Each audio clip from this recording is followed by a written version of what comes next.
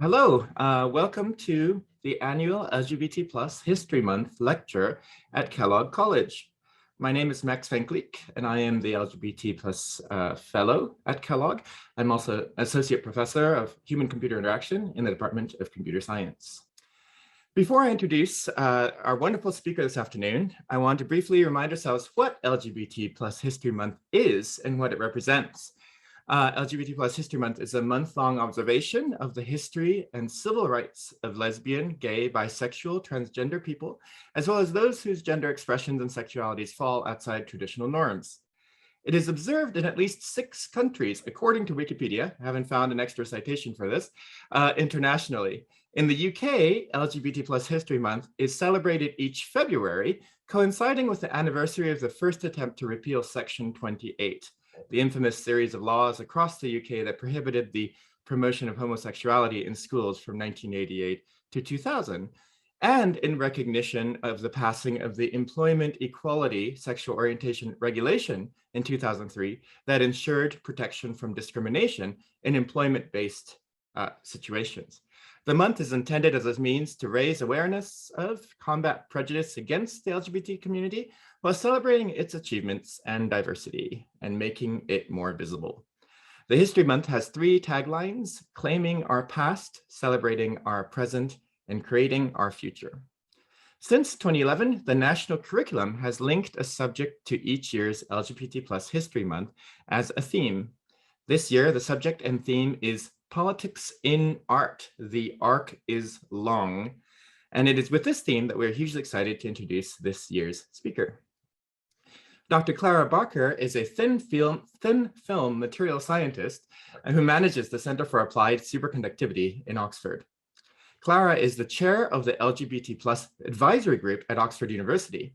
She serves as Dean for Equality and Diversity at Linacre College, and in 2018, she won the Vice Chancellor's Diversity Role Model Award from the university. She is also a member of the Royal Society's Equality and Diversity Committee. In her spare time, she runs a youth group for LGBTI+ people with a support group for their parents. She was the recipient of the Points of Light Award from the UK Prime Minister in 2018 and has written for various publications, delivered many talks on LGBTI+ issues and diversity in academia, including a TEDx talk in 2018, and was highlighted in Nature in early 2021. One of UK's foremost champions for equality and diversity and a role model to not just many within the university, we're tremendously lucky to have her here today and to give a talk, Thoughts on Separating the Artist from the Art, the Scientist from the Science. Is it possible? Let's hear from her to find out. Welcome, Clara. Thank you so much, Max. That was really lovely. So, yeah, I've prepared a bit of a script, which is not something I do. I'm a scientist. I'm used to having slides and talking around them and mumbling, but I've actually prepared something, which isn't something that I often do. So if it looks like I'm reading, I am. And I've really tried to consider the theme of this year's LGBT+ History Month, and then also sort of tie it into my own activism, as well as my work, especially as an LGBT scientist. And so the theme is this year, it is politics in art. And I guess that this has a number of questions that come with it. So should art be political? Should artists make political statements outside of their art? Should we listen to those artists when they do speak? And, you know, how do we merit what it is that they are saying? Can we separate art from the artist when we fundamentally disagree with the artist? And as a scientist, I have to ask, you know, can we apply these same questions to science? So I'm doing a really weirdly in order thing where I'm going to actually try and answer some of these questions, or at least give my thoughts on them one by one. So should art be political? And I guess another question from that is art political? So I realize that when it comes to art, there's different interpretations of what art is. Many things can be considered art. I think that the aspect that I have the biggest link to is music. So music's always been there for me throughout my life, and it's always been able to influence my mood. And weirdly enough, I try to avoid making overtly political statements on, say, Twitter or Facebook, but whenever I do, it's usually by posting a music video. And so there's usually something in there. And so I see music very much as a political tool, and it's not just me that thinks that. In his Long Walk to Freedom, Nelson Mandela said that politics can be strengthened by music, but music has a potency that defies politics even. And earlier, Plato wrote in The Republic, musical innovation is so full of danger to the state, for when modes of music change, the fundamental laws of state always change with them. So that sort of suggests that music's always been seen as a kind of political statement. And I kind of agree with this. In fact, you know, I'm a punk, and the whole punk movement was based on, it was born out of social injustice and a need to be heard. In rap music in its early stage was very much in the US used to highlight police brutality. So it's clearly a great tool to convey political change and a way to challenge the status quo. And tying this into sort of History Month, so earlier this year I read about the singer Steve Bronski, who was in a band in the 80s called Bronski Beat. Now, for those that don't know, this was an 80s synth pop act, and to be honest, it's not really what I'm into. But I remember the song Small Town Boy being really big, and it was #3 in the UK. But like I say, I was this punk goth teen, so, you know, kind of passed me by a little bit. But I was reading up on him when he passed, and I realized that the album title at that time was called Age of Consent, and I was putting things together. And I watched the video for Small Town Boy, and it was pretty much what I figured. It was a song about the persecution and violence towards the gay community at the time. And I grew up in the 80s when this song was released, and it was under the oppression of Section 28, which Max has already mentioned. It was a law that, in effect, made it talk about being LGBTI plus illegal. Technically not in schools, but in actuality, that's what it did. And it effectively called, you know, education about being LGBTI propaganda. You know, just talking about the fact that we exist was propaganda. And so there was loads of queer kids like myself growing up in the 80s. Now, remember, we had 4 TV channels and we did not have the internet. And so we had no idea who we were.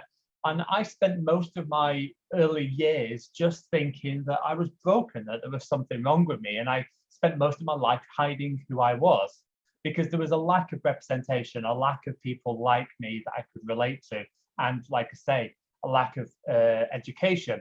And I hadn't really realized, but the more I think about it, my baseline for how people should be treated if you're LGBT is not what it should be. The impact of Section 28 is still being felt today. I don't know if anybody's watched the TV show called It's a Sin, but in that there is a representation of a family who refuse to acknowledge, you know, a young person, don't accept him for being gay even when he's dying.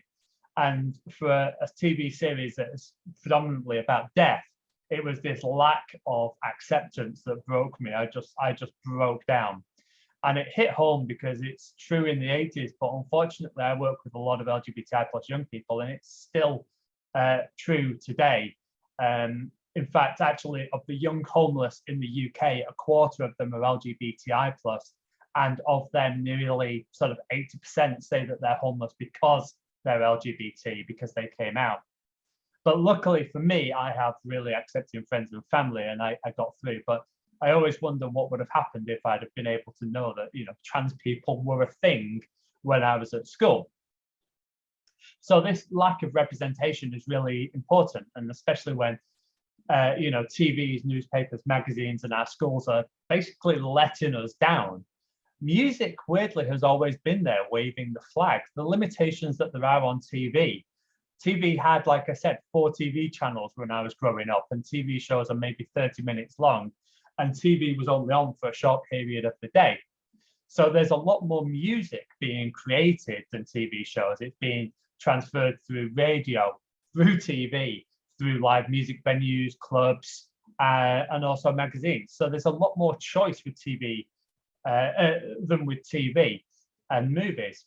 And I'd also say that there's probably lower production costs relatively, which means that there's a less of a barrier for record labels to feel that they have to, stay safe with their content. I think there's more of an ability to experiment and reach out. Of course, there's a lot more TV now, and so things are changing. But this was, when I was growing up. And so with music, you could add a political message. You could raise awareness of an issue. And, would we have known in the 80s about the huge famine that was happening in Ethiopia? And the awareness was raised through the 80s pop song "Do They Know It's Christmas" by Band Aid, and then followed that by Live Aid. Music was able to raise awareness of this, and of course, it's not without its critics. Some of that came from music. There was the anarchist punk band in 1986 called Chumbawamba, who released an album called "Pictures of Starving Children Sell Records," and they argued that the record was primarily a cosmetic spectacle designed to draw attention away from the real political causes of world hunger. But I'm sure that Live Aid and Band Aid were in some ways a little bit of a white knight thing, but at the same time they raised $150 million for famine relief in Ethiopia. So there's definitely a positive gain. And again, this was something that was able to be achieved through music. And it's a great way to get a message out. I'd suggest that not everything that goes through Parliament necessarily reflects the general population's view. In the 70s and 80s, whilst it wasn't a good time to be LGBT, acceptance of gay and lesbian people was improving, but it was far from perfect. But at the same time, there was a point in the 70s where Oxford University's Gay and Lesbian Society had an advert, a public advert saying that they existed and they were inviting people to join. And I don't think that would have happened if society wasn't at least improving. And yet, plain old fashioned bigotry allowed the government to pass a law at the time, which in many ways reversed that. And once they'd shut down the information by banning us being able to talk about being LGBT and then backing it up with a law that made it acceptable to discriminate against LGBT people, then of course society started to shift. The government said we can discriminate. So music was a way of creating a counterpoint and also showing people that they're not alone. I think I will say, a side note, I think it's really telling that a lot of people who are fighting against improving trans and non-binary rights, I feel tend to be people who grew up under Section 28. They seem to be people my age. And so I'd say that the legacy of Section 28 is still looming large. And we're actually seeing a whole bunch of similar laws coming around Europe. The latest one was in Hungary last year. And I'd say that they're similar to Section 28, but a whole bunch harsher, especially the law in Russia and so on. I should close my Outlook because that's not going to stop making noises. I'd say that also the previous government commissioned a report around the legal recognition of trans people in the UK, and the result was really supportive of securing trans rights. Sadly, the results were published under the current government, and the strong message of support was actually interpreted as fixing the data, because, how can people support trans rights? So that's a real shame. But, I travel around, I speak to a lot of people, and there is support for trans rights. And that is not what I'm seeing reflected in Parliament right now. So politics in music is front and center. And I didn't know, I was talking about Bronski Beat, but I didn't know, but it was right there. The message was right front and center. It was all about, their number 3 hit was all about having a young gay lad who had to leave a small town after a beating. And if you watch the video, it's really impactful. I was too naive to catch the meaning of the song in the 80s, and I didn't pay enough attention. Like I say, it wasn't punk. But I wish I had. But I can also imagine that video was heavily censored from the TV. I can imagine it didn't get seen much. In recent years, I've read up more about the bands that were fighting for LGBT rights in the 80s. And I wish I'd followed that up. It seems that the synth pop movement in particular is really fighting, which is amazing. And it gave, like, say, queer activists their only probably public avenue to raise awareness was through the music. And I'm lucky enough to have known some of the people that were fighting on the front lines in the 80s and putting their bodies on the line, as well as their mental health. I can't imagine what Steve Bronski and other musicians had to deal with at the time, but the exclusion, snubs, physical abuse they received, I'm pretty sure. I know that there's plenty of activists from that time who still hold on to that trauma. There was a nice quote from an interview with Steve Bronski in 2017. And Steve Bronski said, yes, we're living in an age of reason. The trans community should not live in fear and gay kids should not be bullied. We have come a long way, but there's still a long way to go. Penny Black Music said, protest songs often by their nature become historical pieces, but in light of that, songs like Small Town Boy and Why seem timeless and as relevant today as they were back in the 80s. Would you agree? And Steve Bronski said, the strange thing was when we re-recorded those songs, we came to realize that they are still as relevant today as they were in 1984. I guess a good protest song never goes out of fashion, but sadly, we'd like to think that those protest songs would go out of fashion. So I'd say that art most definitely is and can be political. But if artists make political statements outside of their art, should they make those statements outside of their art? Well, if you're talking about art that's political already, then you're only just adding to that. But if your art's not political, well, you know what? Everyone has the right to opinions. That should always be a case, and we live in a country where that's true. We have more access to make our points than ever before. Of course, how prevalent those views are can be really muddied, because it might seem that you hear things a lot, but actually that's not the prevalent view. I think if I look through Twitter, you'd think that everyone in this country hates trans people, and I know that that's not the case. So of course you can make a statement, but if your art isn't political, then you need to be prepared for a backlash if you take a stand. And it's not just a backlash. If you say something, it's going to be analysed, you'll be criticised. And actually, this is a whole thing about freedom of speech. It's not just being able to make a statement, but for people to be able to criticize that, or at least analyze what you're saying. I think people have the right to, they think they have the right now to say what they want and expect to just have that accepted, which isn't actually true. And that's especially true in academia. It's the very course of what we do. I'd say it's slightly different if we're talking about scientific fact, but let's get onto that later.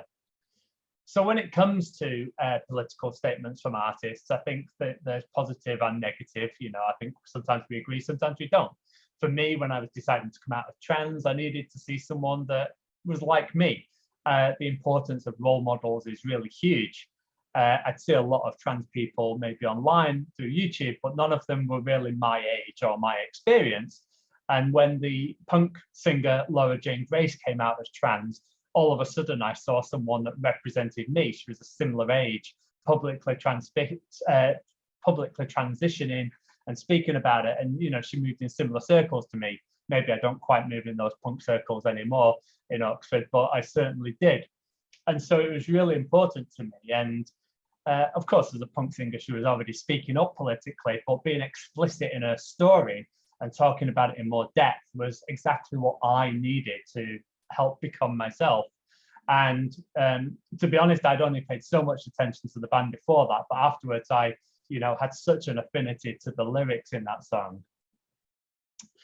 On the flip side, and this isn't music, and again this is where the concept of art is wishy-washy, but board game design. For those that don't know, I'm a big old nerd, but there's a board game designer, a famous board game designer who probably the most famous female board game designer right now, and she was interviewed for a magazine, and she was talking about the challenges that she faced in the industry, that she'd faced barriers and hurdles that she had to come that maybe some of her male colleagues didn't have to overcome. And then alongside that, there was another board game designer. And for me, this is a board game designer who, his board game designs are in my favorite board games. Like I play them a lot. And sadly, in response to this, he wrote in a newspaper, he was talking in a newspaper about how he doesn't believe that there is such thing as a problem with diversity, that there aren't extra barriers for other people, everyone is welcome. And, you know, he basically dismissed everything that this other board game designer had spoke about.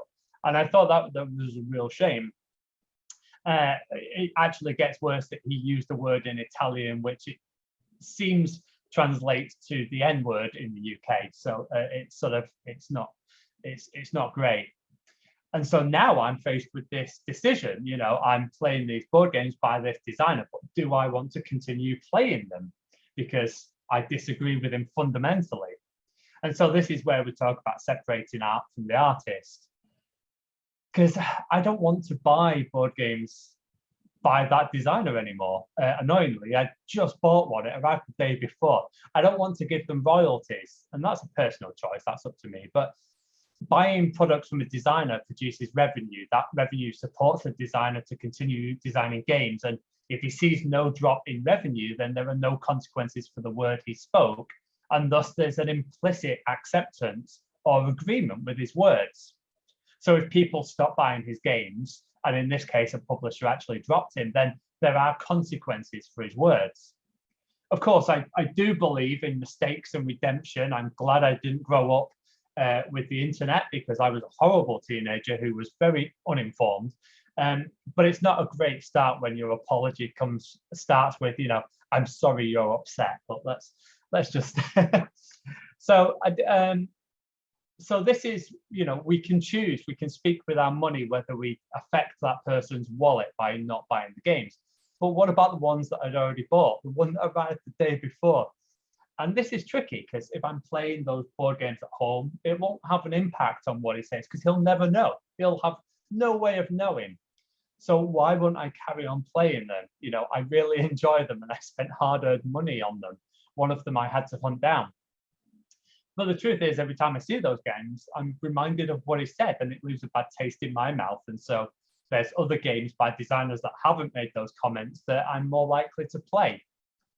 I guess I'm also a bit of a sort of another side note, but I do some YouTube. I have a YouTube channel and I talk about board games. I'm a minor board game celebrity person, and I choose to keep that as non-political as I can, because, you know, I want to have a space where I'm not justifying who I am, not talking about who I am, where I'm just talking about something that I love. And it's really nice to have something where I do separate that. It's a place where I can just concentrate on the hobby.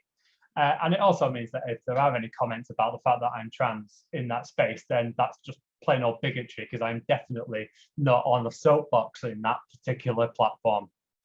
But of course, it's a little bit more complicated, because now, do I include those games in my top 10s?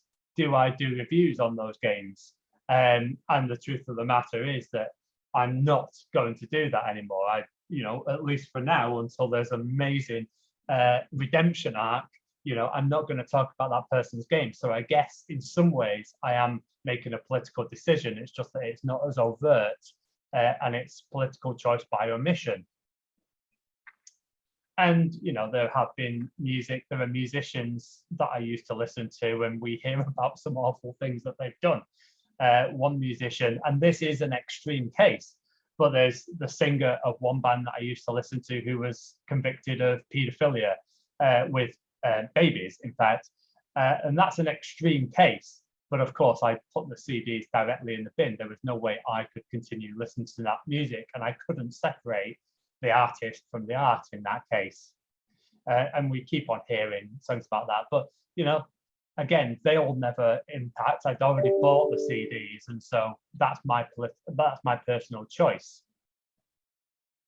But then again, it can be more nuanced. There's an author right now who I've never read their books, so I don't really care what they think, if I'm perfectly honest, and I can ignore them. But my niece loves that author's books. And so it's a question of, do I buy my niece, who is too young to understand the politics, do I buy her, books and jigsaws that are based around that franchise? And I've made the choice that as much as I don't really want to, I will, because I know it will make my niece happy, and she's, like I say, too young. So, in most cases, I don't want to give my money to these people, but in some cases, I will make concessions. Nothing is black and white. Nothing is that clear cut. So I guess the next question that I asked was, should we listen to artists when they speak, and how much merit do we apply to their words? And I'm going to actually sort of use a very obscure example maybe, but there's a collection of musical wind instruments in Oxford called the Bake Collection, and it contains these really expensive musical instruments and some really expensive wooden wind instruments, and amongst them there is this pink plastic recorder, and it really, really stands out. The curators often get asked why it's there.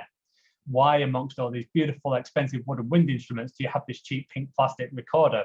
And it turns out that in blind sound tests, people can't tell the difference in the sound quality. And so that really makes you think. And so I guess the question is, who decides whether it should be there? And of course, the creators have included this to make you think. But I do wonder whether, if there was a big culling of the collection for whatever reason, and hopefully that doesn't happen, but if there was, would that recorder make the cut and survive along with the other musical instruments? And I suggest maybe it wouldn't. But it isn't me that would be making that decision. It's the experts. It's the people that have done the research. It's the people that understand the history and worth of these items. It's not just some scientist who loves to use this recorder as an anecdote. And so I think this is where we decide what merits the views of artists have. And so this is where we choose how much merit we give to the views of artists. Just because someone has a platform doesn't actually mean that their words have value. But with the internet, those words can be heard by more people, picked up, and suddenly they can grow and be taken as gospel.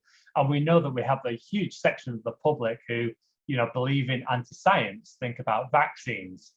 And many people will treat their opinions as equal to the merits of medical scientists. Hopefully we know the difference. But if those artists are raising awareness and by using their platform to do that, and they're raising the voices of the medical experts themselves, then that's really great. I think it depends on whether they're speaking as an expert or whether they're highlighting the work of experts.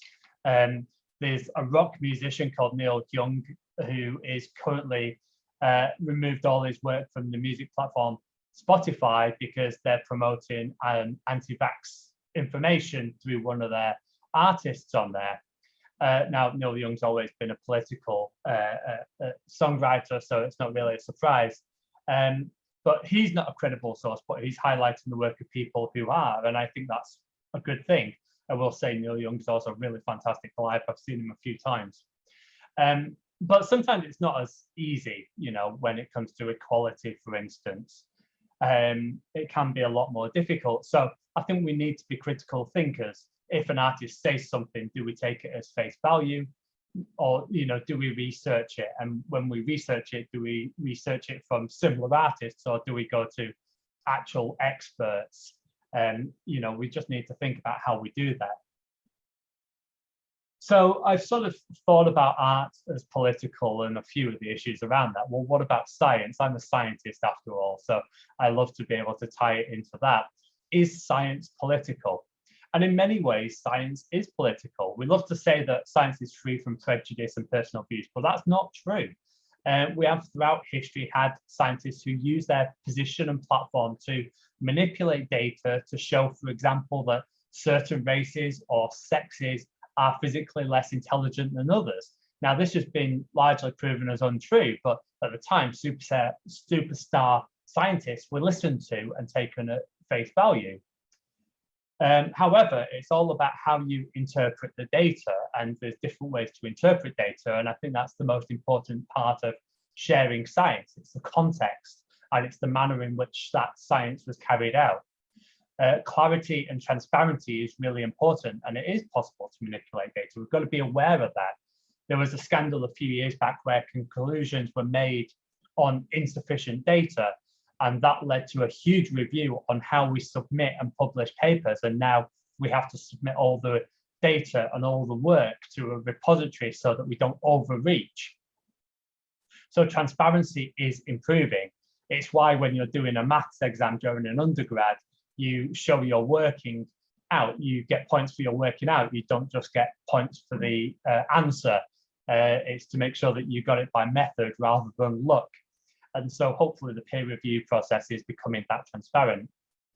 And part of this context, during World War II, experiments were carried out where experiments were carried out on people who were, let's put it mildly, under duress. And that is very mildly. And these people were kept in terrible conditions. They were tortured, And so the way that the data was extracted, we know that that influenced the results. It skewed the results. And this is why modern animal testing has strict ethical standards, whether we agree with animal testing or not. And I've been a vegetarian for 25 years, but they have to, in order to make the results as accurate as possible, they have to treat the animals that they're working with to a certain set of ethical guidelines. So we have these ethical guidelines when it comes to science. And there's further examples where we need to think about things like diversity. Say, when it comes to medicines, some people will react differently to medicines given factors of weight or size or hormones or race. So we have to make sure that when we carry out experiments on medicines, we have a broad range of test subjects. And not doing that can actually lead to incorrect or incomplete, at the very least, results. So again, it's important to consider how the experiments are carried out, and by not considering diversity, well, that is pretty much a political act in itself by omission. Now, should we as scientists be making overtly political statements? What about equality in the lab? Should I be talking about this?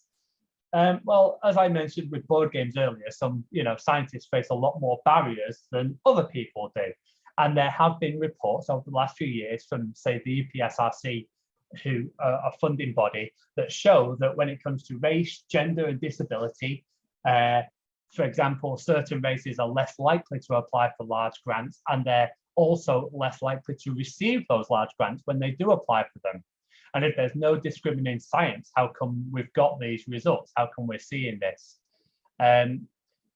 So we sort of need to think about how we do need to think about diversity.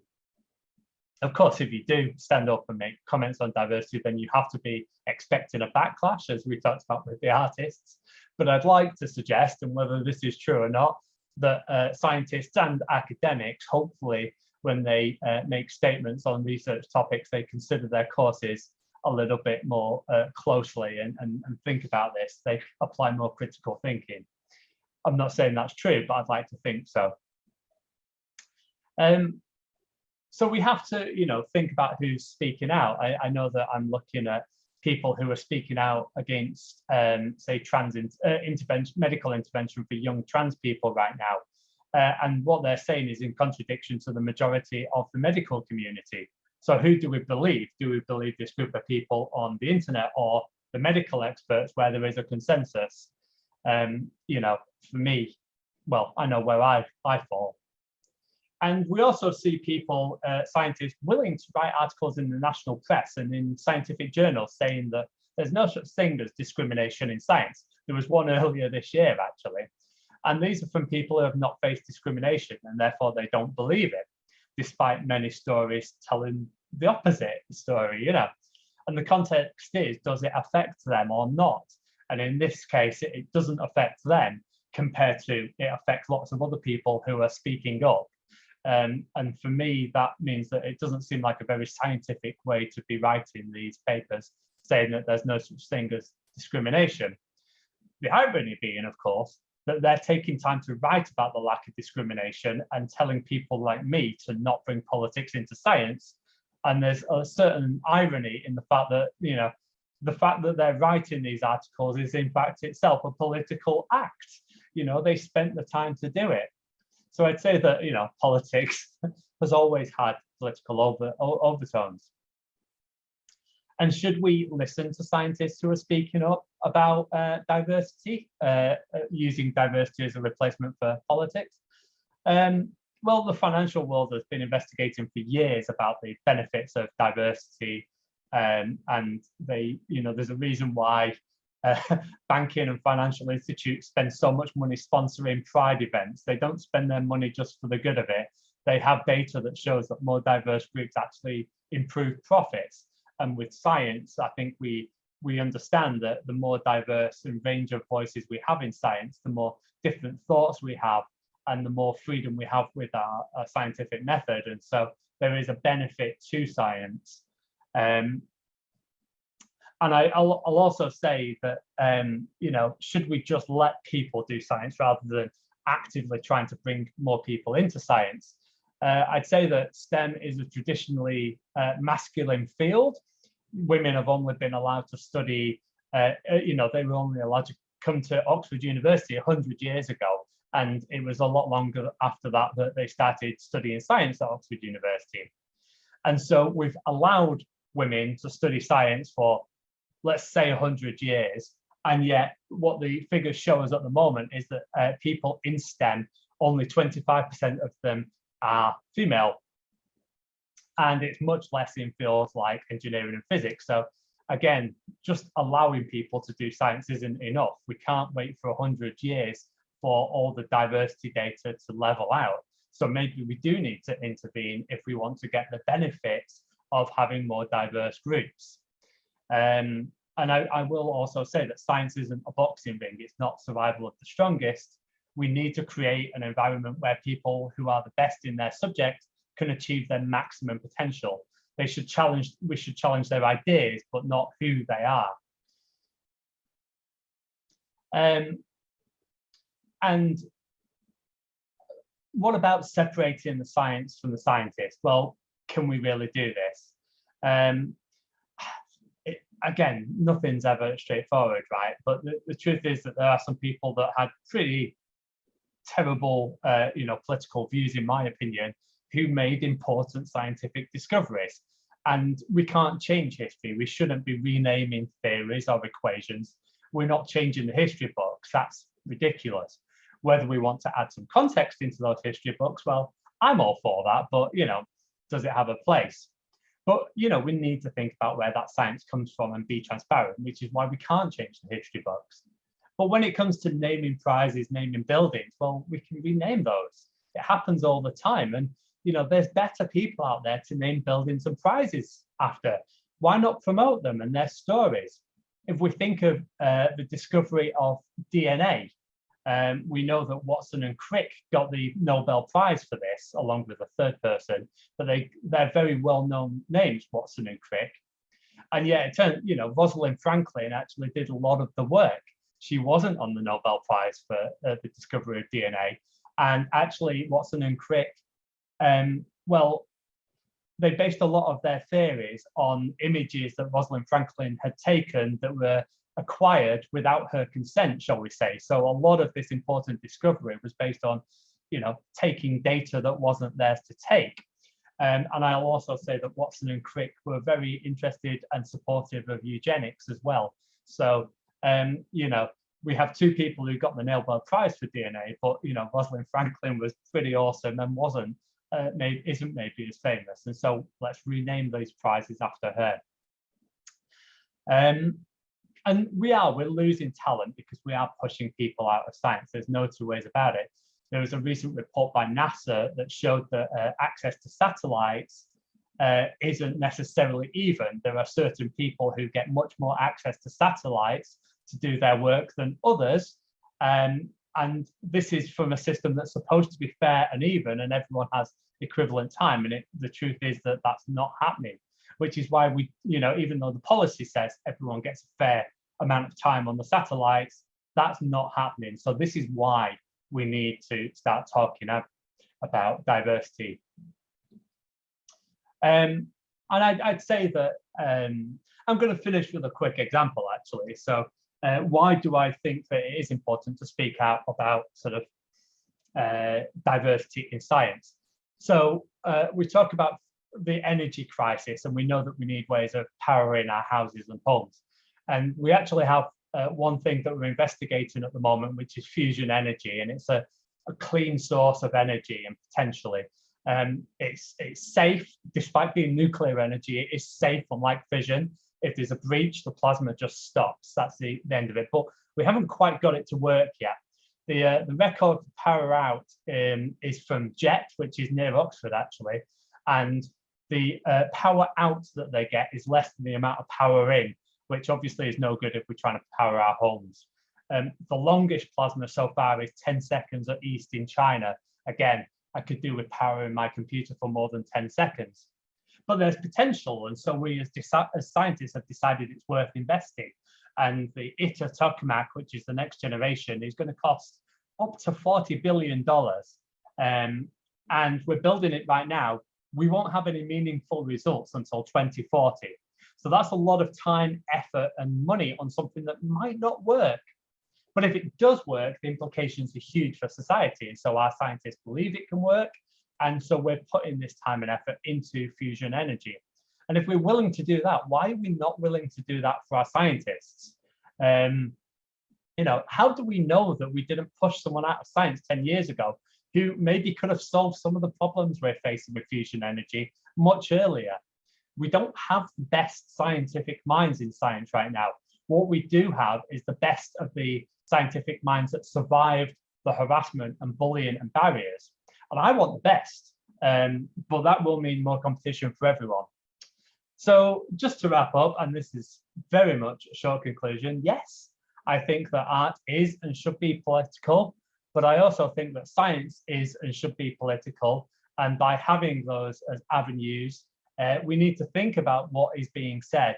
But I think that having them, they're fantastic venues to raise awareness, share information, and also just give people to, find people, like-minded people who they can relate to and have those role models. So in short, yes, art and science is and should be political. Thank you. Thank you so much. Excellent. Everyone, thank Clara.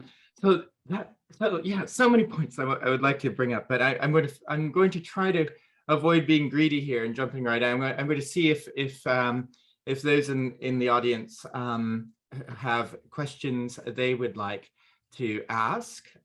Please raise your hand or type them in if you do have any points or questions you'd like to ask.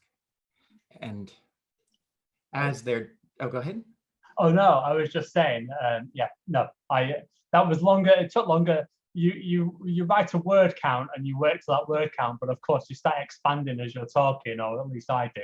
So hopefully I didn't go on too long. It just slipped by. I mean, honestly, I was transfixed. You made so many good points there. I was keeping notes about things I might ask about, and so I'll chime in first of all while people are chewing over their thoughts. You touched on so many points, and I think the idea that science can be political can be a difficult pill for people to swallow. In some sense, people might think that if science is political, then how can we believe it? In some sense, it's a vehicle of pushing one's own personal beliefs in some sense. Therefore, it's purely subjective thing, and therefore, it's an act. It's a human, action rather than something that can be trusted. What do you say to that? Is that something that you think might, is encountered? Yeah, no, I mean, I think this is exactly why we see such a big, huge amount of mistrust in science right now, that, those few extreme cases where people have, manipulated data or, misinterpreted data, maybe even by omission, that definitely helps. And this is where we need to actually fund science. We need to have more people in there. We need to make sure that people aren't rushing to finish in particular time and therefore rushing their results. We need to make sure that we're funded. I think with the COVID vaccine, what we've proved is that if you fully fund science, we can actually get really fantastic results in a shorter time and, with robust results. But unfortunately, there have been examples throughout time where, science has been misused in some ways. And so it's no surprise that people have a distrust of science, unfortunately. I don't have a perfect answer because I still think that we should, in some ways, bring politics. I think we should talk about politics in science as a field, but not about specific politics when it comes to the particular areas of research. Although, like I say, with medical research, if you're not thinking about who you're testing your medicines on, that in itself, by omission, is a political statement. And so we do need to consider all these things. So yeah, it's complicated, right? Because I want people to trust science. I love the idea of that you were mentioning about acknowledging one's and making transparent potentially if one's a scientist, the human. People often don't think about the complex process of social process of science as well, and so that would be very interesting. Oh, we do have a question from Sarah O'Brien, please. Hi, I work at Kellogg. Two things. One is I tried to put a message in the chat and I can't seem to work out how to not just send it to the meeting organizer. So, and the message in the chat, which isn't my question, was a link to Radio 4's Soul Music episode on Small Town Boy, which I really, really recommend, and you will definitely cry a lot. So if you want, but in a moving way. So anyway, that's one thing. But my question was about, before we ask whether art is political, we have to kind of ask what is political. So it strikes me, I'm struck by your comment about that you experience trans support when you're out and about and when you're out and about generally, and yet it's not reflected in Parliament. And what I find is that when art wants to talk about things that are underrepresented, that's deemed to be political, and yet what might be taken as this accepted status quo, which I guess you could say in Parliament is a version of the status quo, is of course political in its own right. I mean, roads must fall, the road statue being a case in point, that that this is, and access for women in SUM or whatever we were talking about as sort of marginalized experiences. It seems that just by, and I'm just reading that Sean Fay book, and it would just seem that just by sort of mentioning things that are justice and equality were deemed to be political. And I don't know if you agree with that there are dominant sort of philosophies that would say they're not being political, when to me they are. Yeah, I think that a lot more things are political than we like to believe. And I think that people like to dismiss them as political so that they don't have to consider the implications. I actually attended a talk last night at Brookes University by an academic called Sarah Ahmed.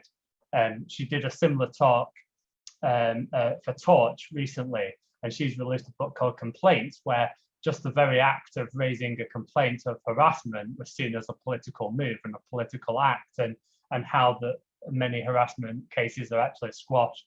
And it's difficult to do that. I think a lot more things are political, and I think it often depends on the teller whether things are considered political or not. Like I say, I think there's a lot of political aspects by omission. So people saying that we shouldn't be teaching young children about being LGBT, for example, they're saying that by us teaching young children that LGBT people exist, that's political.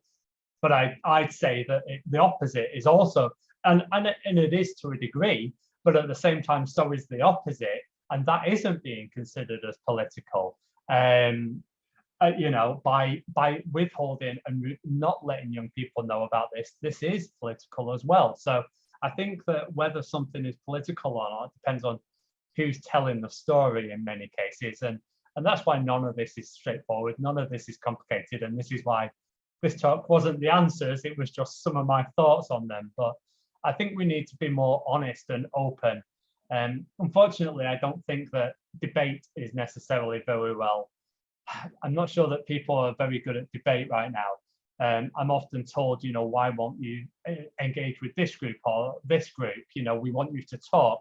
You say that you want to discuss things? How can we discuss things?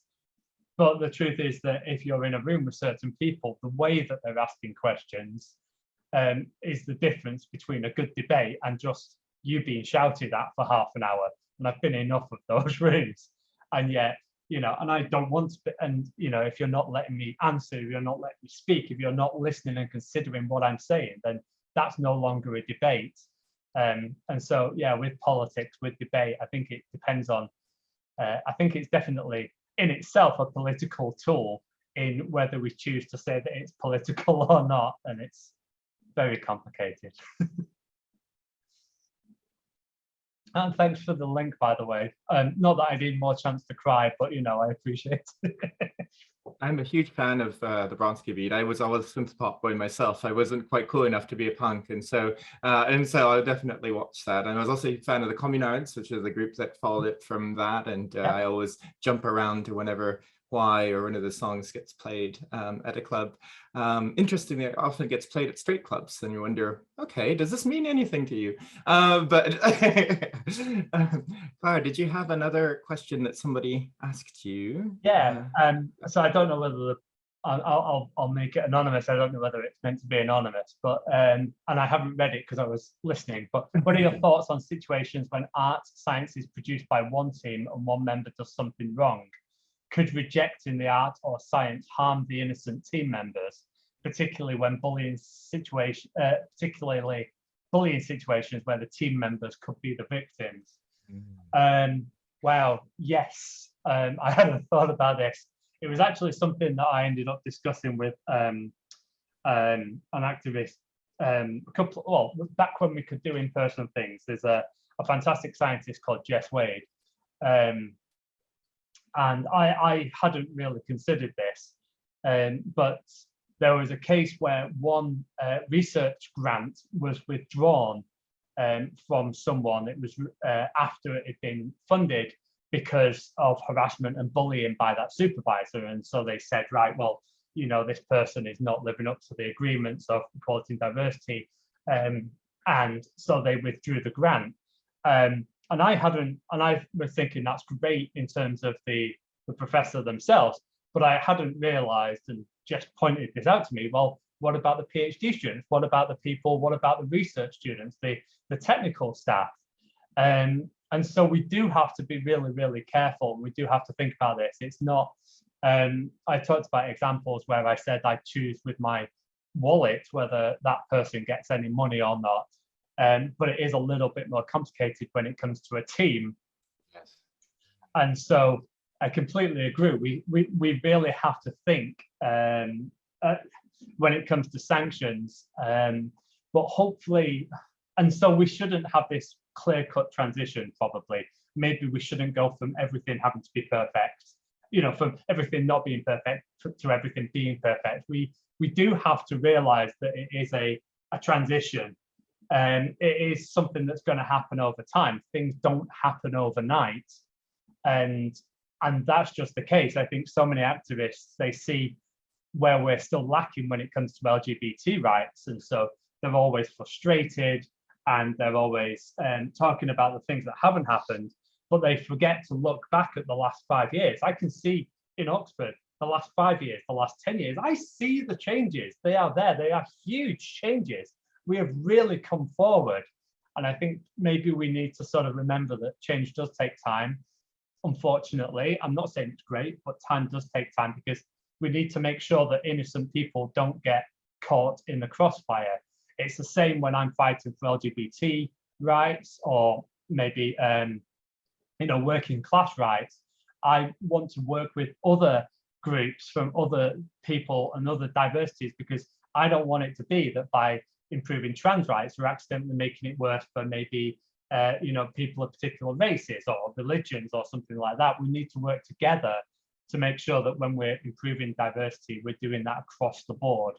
And I think that's really important. But yeah, change is going to take time, unfortunately, as much as we'd like things to be better right now. I think it's an extremely valid point, and sort of a realistic point at which I think we might wrap up this session. Unfortunately, we are, I believe, running out of time. I believe we are actually out of time at this point, but thank you for such an incredibly compelling talk, no, genuinely. And I really hope that, well, I'm pretty sure things are happening in person at Kellogg, even though I've been ill for the past week. And so we would love to, invite you in physical form to lunch and to discuss with anybody who comes to Kellogg lunches. And maybe we can arrange for something like that so we can have more of an informal chat about these issues. And follow up some of the points that you made. I've got a long list of things I'd like to talk to you about now.